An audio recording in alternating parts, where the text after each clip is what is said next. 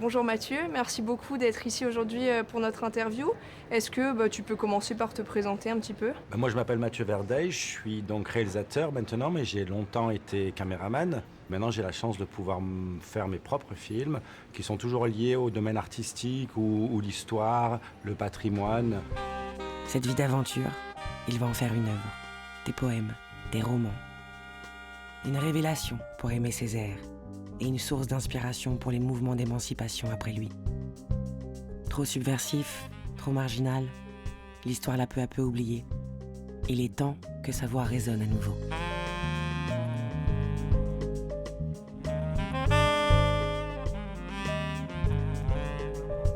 Voilà, est-ce que tu peux nous en dire un peu plus sur le personnage, sur les actions que tu as entreprises par rapport à Claude Maquet? Moi, j'ai découvert Claude Maquet il y a 20 ans. C'est un personnage incroyable qui a vraiment circulé dans le monde entier. C'est un Jamaïcain qui a séjourné à Harlem et aux États-Unis, en Angleterre. Il a un voyage très intéressant en Russie en 1922 où il a discuté avec Trotsky, qui est célébré comme une star. Il donne ses poèmes aussi bien au 4e congrès de l'Internationale, donc qui réunit les communistes du monde entier, que dans les salons bourgeois avec Mayakovsky. Et au milieu de tout ça, il a passé 5 ans à Marseille. Donc moi, petit Marseillais, j'ai été touché par ce Jamaïcain qui habite à Marseille. Et ça m'a donné envie de faire un film. Dans ce premier film, il y a des musiciens, notamment Lamine Diagne, avec qui on a décidé de monter un spectacle. Et donc en 2023, on a lancé ce spectacle qui s'appelle Quai, lettre à un poète disparu,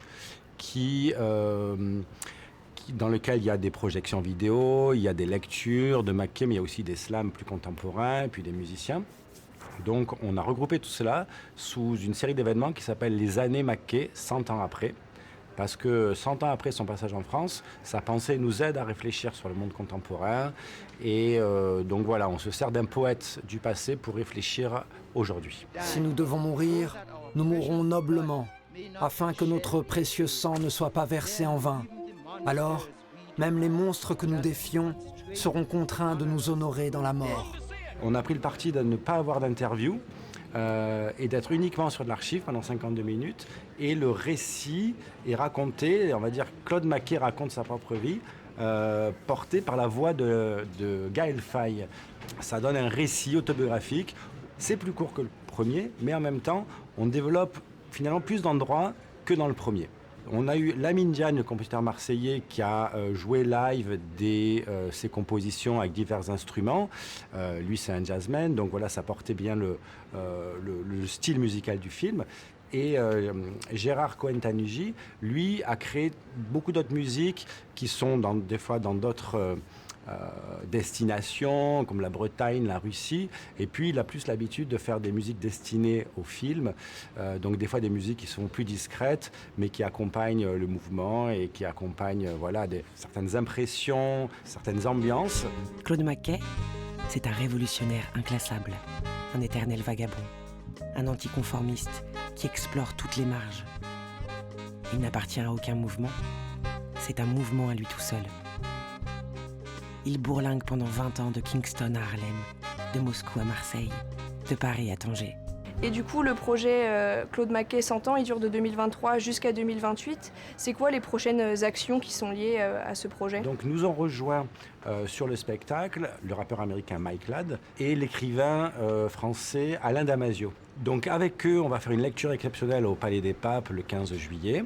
Et le spectacle a donné lieu à l'enregistrement d'un album qui va sortir aussi ce printemps. Voilà, donc ça fait beaucoup de choses et on est très content, grâce à ça, de remettre Claude Maquet dans la lumière.